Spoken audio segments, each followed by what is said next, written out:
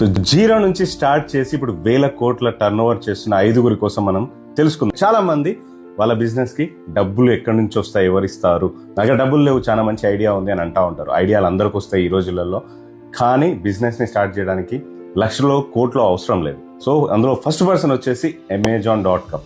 అతను తన గరాజ్ లో చిన్న రూమ్ లో స్టార్ట్ చేశాడు. అది కూడా online book store website first open చేశాడు. చిన్న కంప్యూటర్తో కూర్చొని వర్క్ చేసుకుంటూ వెళ్ళిపోయాడు. ఈ రోజు మీరు చూడండి, ప్రపంచంలో ఉన్న బిజినెస్ వాళ్ళందరూ వాళ్ళ సరుకుల్ని అమెజాన్ లో అమ్మేస్తున్నారు. సో ఎంత పెద్ద బిజినెస్ అయింది. దానికి మెయిన్ రీజన్ లాస్ట్ లో చెప్తా. సో రెండోది వచ్చేసి దోషా ప్లాజా. అతను రైల్వే స్టేషన్ దగ్గర 1000 రూపాయలతో స్టార్ట్ చేసిన దోషా ప్లాజా ఇప్పుడు 100 అవుట్లెట్ల పైన వరల్డ్ వైడ్ అమ్ముతున్నారు. సో అతనిది కూడా కోట్లలో టర్న్ ఓవర్ ఉంది. మూడోది వచ్చేసి ఓయో రూమ్స్.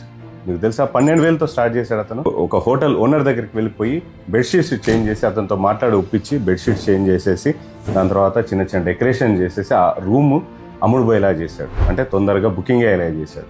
అలాగే దాన్ని చూసిన హోటల్ ఓనర్ అతనికి ఆ హోటల్ మొత్తం ఇచ్చేసాడు. అలాగే ప్రతి ఒక్క హోటల్ కూడా ఓన్ చేసేసుకొని ఇప్పుడు ఓయో ఎంత పెద్ద కంపెనీ అయింది, $8 బిలియన్ కంపెనీ అయిందో మీకు తెలుసు. అలాగే మనం రీసెంట్గా లైఫ్ టాక్స్ విత్ కేపీలో ఇంటర్వ్యూ చేసిన సుహాస్ గారు, ఐస్బర్గ్ ఓనర్, 3 లక్షలతో బిజినెస్ స్టార్ట్ చేశాడు. ఇవాళ 300 కోట్ల వాల్యూ గల కంపెనీగా మారింది. సో 5వ వ్యక్తి వచ్చేసి దుబాయ్లో real estate giant Danube, the Rizwan Shahid గారు. అతను ఇంటీరియర్ వర్క్స్ చేస్తూ ఈరోజు పెద్ద బిల్డర్గా మారిపోయారు. Multi billionaire company the Shahrukh the Danube అనే commercial space within few డేస్లో సోల్డ్ అవుట్ అయిపోయింది, షారుక్ పేరు పెట్టి.